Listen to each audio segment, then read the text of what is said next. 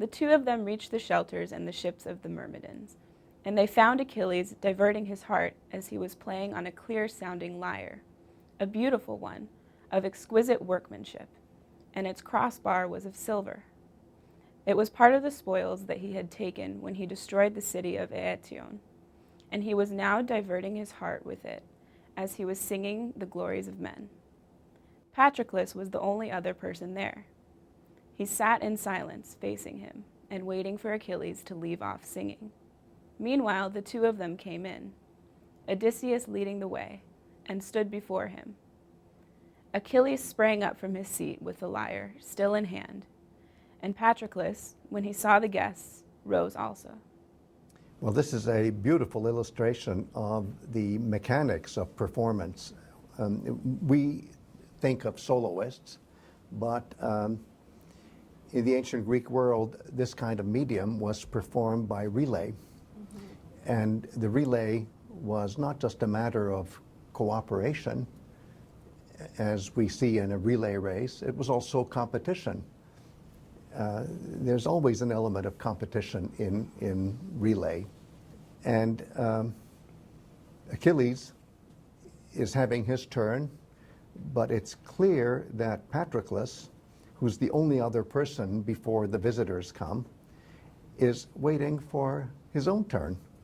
And there he is, sitting in silence, facing Achilles. That's an interesting detail. And waiting for Achilles, and here he's called the Eëcid, which means the descendant of Aeacus, to leave off singing. That's not, when is he ever going to stop? It's when am I getting my cue where he leaves off and I take up where he left off. It's interesting that in the Latin language, contexere, which is derived from texere, the word for weave, contexere means to take up weaving where you last left off. So a context is where you've stopped doing something and then you get back to it and then you keep on doing it. And so it's that kind of stopping. It's stopping only so that somebody can take up exactly where you left off. And that principle is a principle of not only performing a medium like the Homeric Iliad, but also even composing this medium, because after all, in oral poetics, composition and performance are aspects of the same process.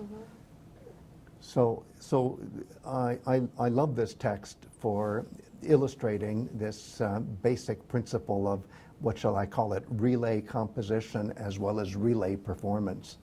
Then the big question is, what is Achilles singing? And the master narrative, the frame narrative, doesn't tell us. All we know is that he is diverting his heart. The French would say divertissement, which can be taking my mind off other things, whatever the other things are. And what he is singing is the Clea Andron. Now, we just saw in another passage how Clea Andron can refer to the story of Meleager and Cleopatra.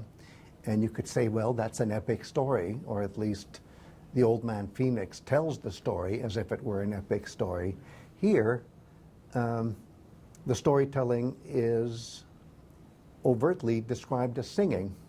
Not just singing, but singing accompanied by a musical instrument. So what do you call this medium? Is it the same as previously? They're both called Clea Andron. And I'm tempted to say that the form of the Clea Andron here would correspond to something that we call lyric, whereas the form of the Clea Andron as recited, let's say, by Phoenix, is epic. So what Phoenix does is epic, what Achilles does here is lyric. That's one way of reading it. And actually, in another hour in this course, I think we're going to be reading a text that actually has a scene where Achilles sings a song and we get the song. Yes, oh yes, oh yes, absolutely. Or let's say where he refers to singing a song. And as we'll see, that song is the Iliad itself. What about the lyre? Oh yeah, What oh about yes, that? the lyre. I mean, because it's giving us signals all the time, right? Yes, yes, and the lyre didn't just materialize out of This is nowhere.